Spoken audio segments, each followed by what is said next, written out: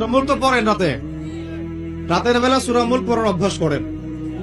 নবী সাল্লাল্লাহু আলাইহি ওয়াসাল্লাম এই সূরাটাকে বলেছেন এই সূরা কবরের আযাব থেকে বাঁচাই দিবে ইনশাআল্লাহ। উসমান রাদিয়াল্লাহু আনহু সামনে জান্নাত জাহান্নামের আলোচনা করা হলে তিনি কাঁদতেন না, খুব কম কাঁদতেন, কিন্তু কবরস্থানে কবর দেখলে তার দাড়ি অশ্রু দিয়ে ভিজে যাইত। কারণ এই জায়গায় যে পার পাবে সে সব জায়গায় পার পেয়ে যাবে ইনশাআল্লাহ। ওই জায়গার একাকিত্বে ওই আযাব থেকে বাঁচাবে একটা সূরা, কি নাম? সবাই মুখস্থ করবেন ইনশাআল্লাহ। মাত্র 30টা আয়াত আছে। নবীজি বলেছেন এই সূরা তার পাঠকারীর জন্য সুপারিশ করবে আল্লাহর সামনে, মানে সুপারিশ করবে আল্লাহ পাকের সাথে জোর করবে, না আমার পাঠকারীকে মাফ করে দাও, দিতেই হবে।